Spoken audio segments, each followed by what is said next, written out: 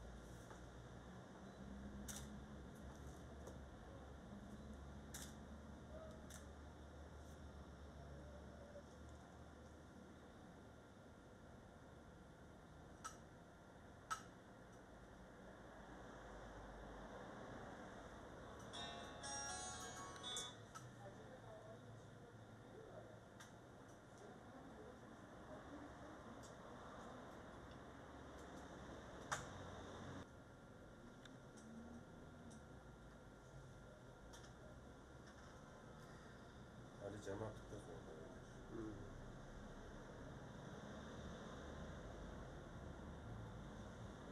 Kafan şarkı damarına gelmiş neredeyse.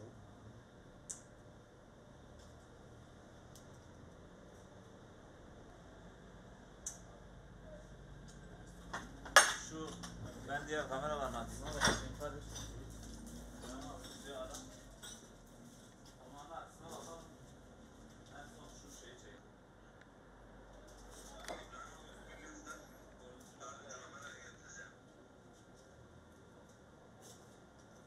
Şimdi geçti.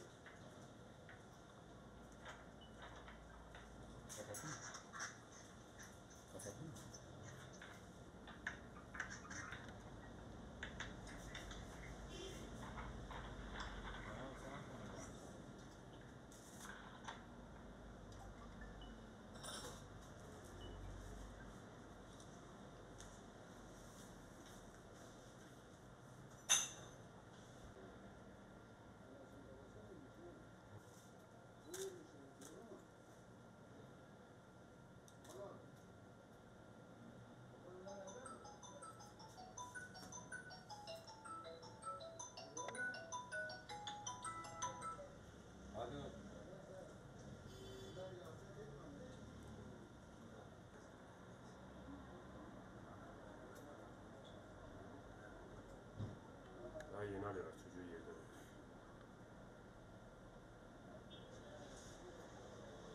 Polislerin arkasına var.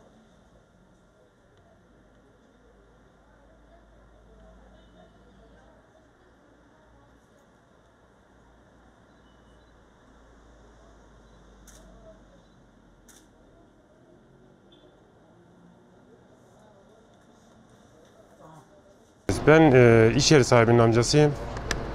Yaklaşık olaydan 15 dakika önce ben de buradaydım zaten. Yeğenimi ziyarete gelmiştim. Onlar da dükkana açalı zaten bir hafta gibi bir süre olmuştu. 15 dakika sonra ben buradan yeğenimin yanından ayrıldıktan sonra tekrar bana telefon geldi ki dediler kaza oldu gel. Geldiğimde de zaten 2 tane yaralımız vardı. Birinin durumu nispeten iyi olsa da diğeri çok ağır bir yaralıydı. Ambulanslar onları götürmüştü. Henüz olay yeri de daha olay sıcaklığını koruyordu yani. Yaralının bir tanesinin durumu iyidir. Taburcu oldu. Yeğenim dükkan sahibi. Onu ziyarete gelen arkadaşı ise henüz yoğun bakımda beklemekte. Bir kaza anında karşı esnafım ben de. Büyük bir ses duyduk. Sesi duyar duymaz geldik. Araba işte şuraya girmişti. Yaralılar vardı. 2-3 tane yaralı vardı. O sırada polisler de buradaydı zaten. Hemen ambulansları aradık. Yani ilk müdahaleleri yaptık. Ondan sonra ortamı toparladık. Hastaneye götürdüler. Birinin durumu iyiymiş. Biri halen ciddiyetini koruyor. Bekliyoruz. Araç şimdi görmedik hızlı olduğunu da yani söylediklerine göre herhalde bir 70-80 civarındaymış. Yani çok da hızlı değilmiş. Araç kaza anında panik yapmış.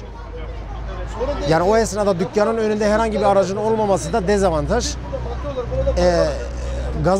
Frene basayım derken gaza basmış çocuk. O da ehliyetsizmiş. Yani bilinçli olmadan yapılmış tabii ki.